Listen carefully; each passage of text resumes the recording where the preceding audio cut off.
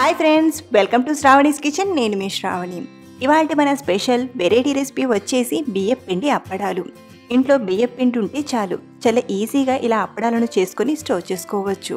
ఇవి చాలా టేస్టీగా, చాలా క్రిస్పీగా ఉంటాయి. ఫ్రై చేస్తే ఇలా డబల్ క్వాంటిటీలోకి టర్న్ అయ్యి చాలా క్రిస్పీగా కరకరలాడుతూ వచ్చాయి కదూ.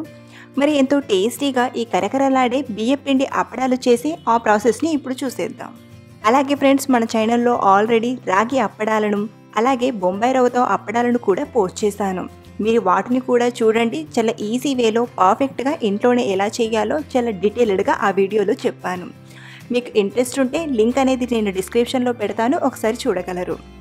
మరి ఎంతో టేస్టీగా సింపుల్గా ఈ బియ్యం పిండి అప్పడాలు చేయడానికి ముందుగా ఒక మిక్సింగ్ బౌల్లోకి 2 కప్పుల బియ్యం పిండిని తీసుకుందాం. ఇక్కడ నేను యూజ్ చేసేది పొడి బియ్యం పిండి, అంటే మీరు కావాలంటే షాప్ నుండి తెచ్చిన బియ్యం పిండినైనా యూజ్ చేయొచ్చు. ఇప్పుడు ఒక ప్యాన్లోకి మనం ఏ కప్పుతో అయితే బియ్యం పిండిని తీసుకున్నామో అదే కప్పుతో 2.5 కప్పుల వరకు వాటర్ని తీసుకోవాలి.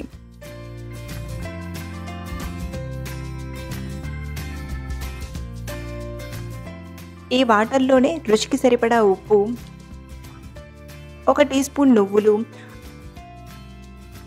అలాగే మనం చేసే అప్పడాలు చాలా క్రిస్పీగా రావడానికి 1/2 టీ స్పూన్ బేకింగ్ సోడాను యాడ్ చేసుకుందాం. బయటైతే రైస్ పాపడ్ చాలా క్రిస్పీగా రావడానికి పాపడ్ కార్ని యూజ్ చేస్తారు. అది అందరి దగ్గర అవైలబుల్లో ఉండదు కాబట్టి పాపడ్ కార్ ప్లేస్లో మన ఇంట్లో ఉండే బేకింగ్ సోడానైనా తీసుకోవచ్చు. ఒకవేళ మీ దగ్గర పాపడ్ కార్ అవైలబుల్లో ఉంటే 1/2 టీ స్పూన్ వరకు పాపడ్ కార్ని యూజ్ చేయొచ్చు. ఇందులోనే 1 టీ స్పూన్ జీలకర్రను వేసి నీళ్లను బాగా మరిగించండి. వాటర్ ఇలా రోలింగ్ బాయిల్ అయ్యేటప్పుడు మాత్రమే మనం తీసుకున్న పిండిని వేసి మిక్స్ చేసుకుందాం.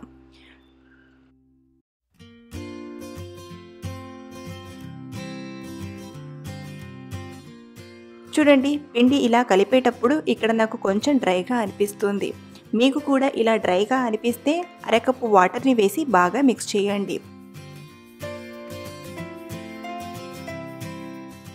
మనకు ఈ పిండి అనేది సాఫ్ట్గా ఉండాలి. ఇలా సాఫ్ట్గా వచ్చేంత వరకు పిండిని బాగా కలిపాక పక్కకు తీసుకోండి. ఇప్పుడు ఇంకో బౌల్లోకి సగం వరకు వాటర్ని తీసుకొని వేడి చేసుకుందాం. ఇక్కడ నేను ఈ వాటర్ని పిండిని స్టీమ్ చేయడానికి తీసుకుంటున్నాను. ఈ వాటర్ బాగా వేడయ్యేలోపు మనం మిగతా ప్రాసెస్ని చూద్దాం. పిండి చాలా వేడిగా ఉంది. ఇప్పుడు ఇలాంటి ఒక చిల్లుల గిన్నెను తీసుకొని కొద్దిగా ఆయిల్ని రాసి తీసుకోవాలి.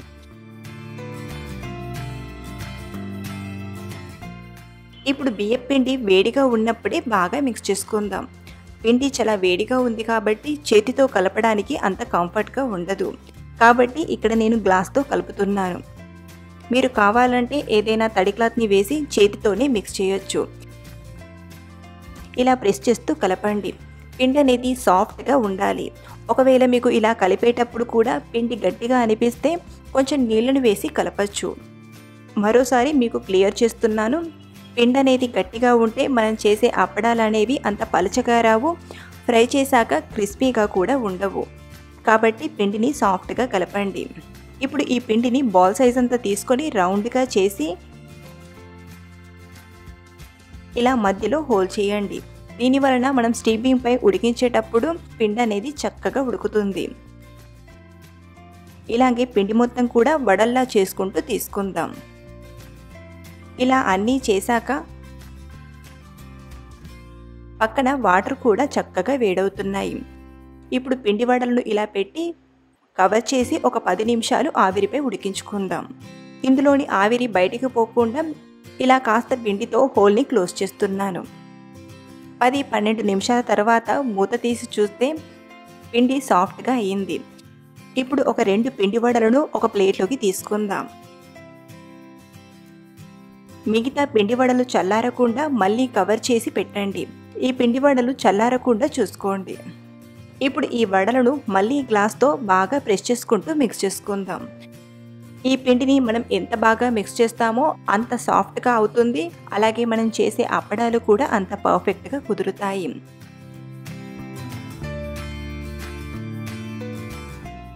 ఇలా సాఫ్ట్గా కలిపాక కొంచెం కొంచెం పిండిని తీసుకొని నిమ్మ సైజ్ అంతా బాల్స్లా చేసుకుందాం. మీకు అప్పడాలు పెద్దగా ఉండాలంటే కొంచెం సైజ్ని కూడా పెంచుకోవచ్చు. ఇలా అన్నీ చేశాక ఏదైనా కవర్ని తీసుకోండి. ఇక్కడ నేను బటర్ పేపర్ని తీసుకున్నాను. దీనిపైన కొంచెం అంటే కొంచెం ఆయిల్ని రాసి ఒక పిండి ముద్దను తీసుకోండి. మిగతా పిండి ముద్దలు ఆరిపోకుండా కవర్ చేసి ప్రిపేర్ చేసుకుందాం. ఇలా కవర్ వేసి రోలర్తో రోల్ చేసుకుందాం. ఈవెన్గా పలచగా రోల్ చేయండి.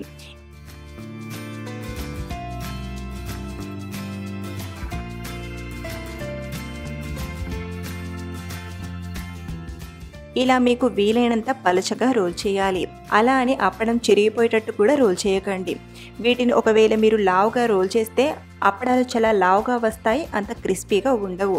ఇప్పుడు ఈ పాపడ్ని ఏదైనా క్లీన్ క్లాత్పై వేసి ఎండలో ఎండబెట్టాలి. ఇలాగే మిగతా పిండి మొత్తం కూడా అప్పడాల్లా చేస్తూ ఎండలో వేసి ఎండబెట్టడమే. అయితే మీకు ఇలా రోల్ చేయడం కొంచెం కష్టంగా అనిపిస్తే పూరీ మెషిన్లో ప్రెస్ చేసి కూడా తీసుకోవచ్చు.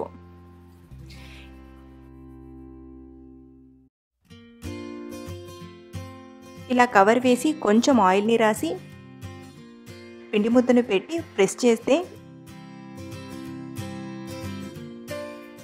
ఇలా అప్పడంలా వస్తుంది. మీకు ఇలా ఈజీ అయితే ఇలా కూడా చేసి తీసుకోవచ్చు. కానీ ఇక్కడ నాకు పూరీ మెషిన్లో ప్రెస్ చేసి తీసుకుంటే అప్పడం కొంచెం లావుగా వచ్చినట్టు అనిపించింది. కాబట్టి నేను అన్నీ కూడా రోల్ చేసి తీసుకుంటున్నాను.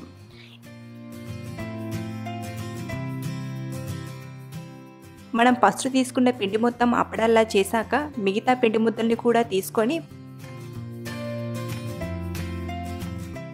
మళ్ళీ ఇలా గ్లాస్తో బాగా మిక్స్ చేసి సేమ్ మనం ఫస్ట్ ఎలా చేసామో అలానే ప్రిపేర్ చేయాలి. ఇలా అన్ని అప్పడాల్లా చేశాక ఎండలో ఎండబెడితే 1-2 రోజుల్లోనే ఈ అప్పడాలు చక్కగా ఎండిపోతాయి. ఒకవేళ మీకు సరిగ్గా ఎండ రాకపోతే ఫ్యాన్ కింద ఆరబెట్టినా కూడా ఇవి చక్కగా ఎండిపోతాయి. ఈ అప్పడాలు ఎండడానికి టైం కూడా ఎక్కువగా పట్టదు. ఇక్కడ నాకైతే ఈ అప్పడాలు పూర్తిగా డ్రై అవ్వడానికి కేవలం 1 డే మాత్రమే పట్టింది.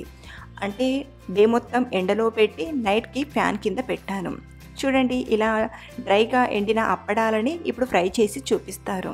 వేడి వేడి ఆయిల్లో వేసి ఫ్రై చేస్తే ఒక 4 to 5 సెకండ్స్లోనే అప్పడం బాగా ఫ్రై అయ్యి ఇలా డబుల్ క్వాంటిటీలోకి వస్తుంది. ఇలాగే మనకు ఎన్ని కావాలంటే అన్ని అప్పడాలను ఫ్రై చేసి తీసుకోవడమే.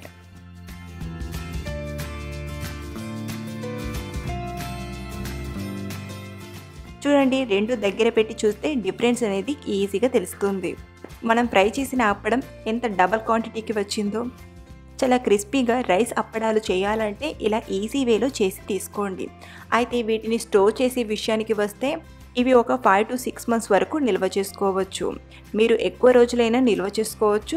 కాకపోతే వీటిని మధ్య మధ్యలో తీసి కాసేపు ఎండలో అలా ఎండబెట్టి మళ్ళీ స్టోర్ చేసుకోవాలి. అలాగే కంటిన్యూగా మనం డబ్బాలో వేసి స్టోర్ చేసుకుంటే మనం అప్పడాలకు కాస్త ఆయిల్ని రాసాం కాబట్టి ముక్క పట్టే ఛాన్సెస్ ఉంటాయి. కాబట్టి నెలకొకసారి ఎండలో కాస్త ఎండబెట్టి మళ్ళీ స్టోర్ చేసుకోండి. అలా చేస్తే 6 months దాటినా కూడా చాలా ఫ్రెష్గా ఇప్పుడు చేసినట్టుగానే ఉంటాయి. సో ఫ్రెండ్స్, మీకు ఈ రైస్ పాపడ్ రెసిపీ నచ్చితే ఒక లైక్ చేసి మీ ఫ్రెండ్స్కి షేర్ చేయండి. అలాగే ట్రై చేసి మీకు ఎలా కుదిరాయో మీ ఫీడ్బ్యాక్ని కూడా అందించగలరు. మరిన్ని టేస్టీ అండ్ సింపుల్ రెసిపీస్ కోసం మన శ్రావణి కిచెన్ ఛానల్ని సబ్స్క్రైబ్ చేసుకోండి. Thank you for watching.